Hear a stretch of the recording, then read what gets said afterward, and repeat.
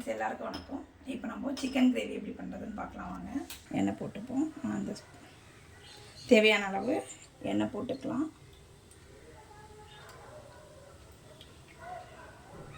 நான் எண்ணெய் வந்து அதிகமாக நான் யூஸ் பண்ண மாட்டேன், திட்டமாக தான் பண்ணேன்.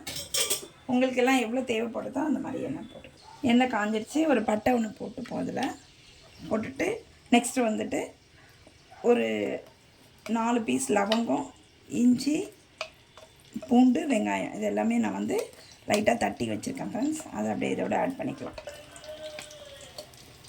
இது அப்படியே நல்லா கோல்டன் கலரில் ஃப்ரை ஆகட்டும்.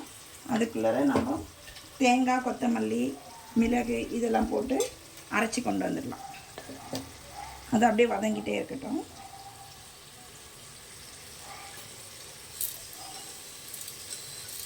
இது அப்படியே நல்லா கிரைண்ட் பண்ணிக்கலாம். தண்ணி போட்டு நல்லா ஃபைன் பேஸ்ட்டாக அரைச்சிப்போம். இது கூட நான் வந்து ஒரு 3 தக்காளி எடுத்து வச்சுருக்கேன், அதை இதோடு சேர்த்து அரைச்சிக்கலாம். அவ்வளோதான் ஃப்ரெண்ட்ஸ், அரைச்சாச்சு. இப்போ வந்து இந்த பாருங்கள், இஞ்சி, பூண்டு, ஜிஞ்சர் இது எல்லாமே இந்தளவுக்கு நல்லா லைட்டாக கோல்டன் கலராக வந்த பிறகு இதில் நம்ம சிக்கன் ஆட் பண்ணிக்கலாம்.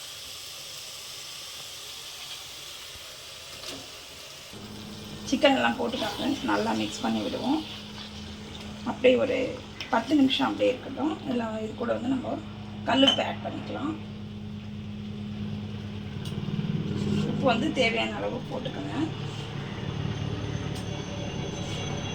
நான் வந்து மொத்தம் 4 ஸ்பூன் போட்டிருக்கேன் இந்த ஸ்பூனில். அப்படியே ஒரு 10 நிமிஷம் இருக்கட்டும் பண்ணி விட்டாங்க. அதுக்கப்புறமா கொஞ்சமாக மஞ்சள் பொடி ஆட் பண்ணிவிட்டு நல்லா மிக்ஸ் பண்ணிவிட்டு மறுபடியும் ஒரு 5 நிமிஷம் அப்படியே வைப்போம் மூடி போட்டு. பாருங்கள், மறுபடியும் இன்னொரு முறை மிக்ஸ் பண்ணுவோம். அது பாருங்கள், சிக்கன்லேருந்து அதுவே தண்ணி விட்டுருக்கு. நான் இந்த தண்ணியை ஆட் பண்ணவே இல்லை. நல்லா கலந்து கொடுத்துடலாம். அப்புறம் இதில் தேவையான அளவு மிளகாய் பொடி ஆட் பண்ணிக்கலாம்.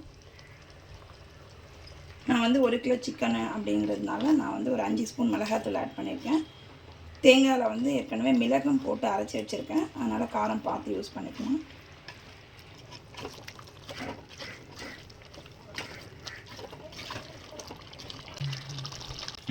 ஓகே, மிளகாத்தூள் போட்டு இப்படி நல்லா மிக்ஸ் பண்ணிவிட்டு ஒரு 2 மினிட்ஸ் கழித்து இங்கே பாருங்கள், இதில் எண்ணெய் நல்லா பிரிஞ்சு வந்திருக்கு பாருங்கள்.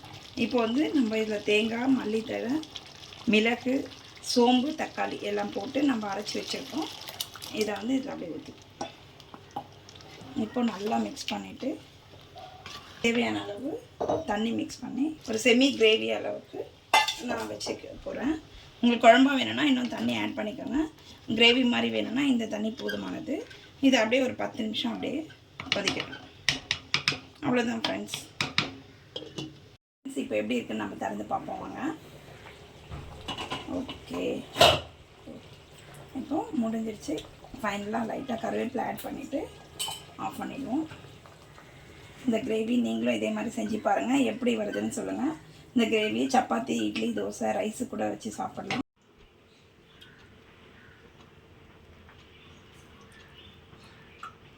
ஓகே ஃப்ரெண்ட்ஸ், பாருங்கள், பிடிச்சிருந்தால் லைக் பண்ணுங்கள், ஷேர் பண்ணுங்கள், சப்ஸ்கிரைப் பண்ணுங்கள்.